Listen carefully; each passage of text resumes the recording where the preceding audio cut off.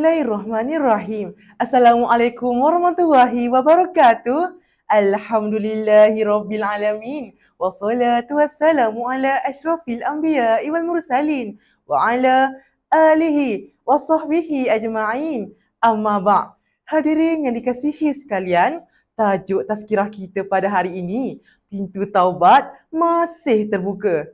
Imam Al-Ghazali dalam kitab Minhaj Al-Abidin mendefinisikan taubat sebagai pembersihan dan penyucian hati daripada dosa. Sesungguhnya setiap Muslim wajib bertaubat kepada Allah atas segala dosa tanpa bertangguh kerana kematian akan menjemput bila-bila masa sahaja. A'udzu billahi minasyaitonir rajim. وَتُوبُوا إِلَى اللَّهِ جَمِيعًا أَيُّهَا الْمُؤْمِنُونَ لَعَلَّكُمْ تُفْلِحُونَ.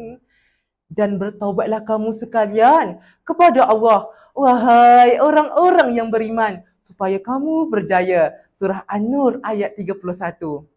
Sidang hadirin yang dikasihi sekalian, dalam kitab Riyadhus Shalihin menyatakan 4 syarat taubat. Yang pertama, mengakui dan menyesal dengan dosa yang dilakukan. Yang kedua, meminta ampun kepada Allah atas dosa tersebut. Yang ketiga, berazam untuk tidak mengulanginya lagi. Dan yang keempat, meminta maaf dan mengembalikan hak kepada orang yang dizaliminya.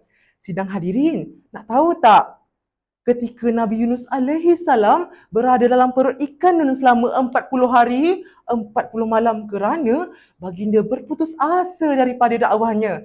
Lalu baginda telah bertaubat kepada Allah dengan titipan pengharapan sebuah doa yang telah dirakamkan dalam Al-Quran yang berbunyi, La ilaha illa anta subhanaka inni kuntu minaz zalimin. Berkat doa tersebut, Allah Ta'ala telah menerima taubat baginda dan dibebaskan baginda daripada perut ikan nun. Masya Allah, hebatnya kuasa taubat. Ibrahnya, taubat yang ikhlas amat penting bagi membentuk jati diri seorang Muslim kerana taubat merupakan tunjang keimanan yang paling ampuh bagi kita semua. Jadi, mari kita ambil kesempatan Ramadan ini untuk dekatkan diri kepada Allah. Akhir sekali, ingat pesan saya, #Jannah is not free, taubat is the fee. Wabillahi taufiq wal hidayah. Wassalamualaikum warahmatullahi wabarakatuh.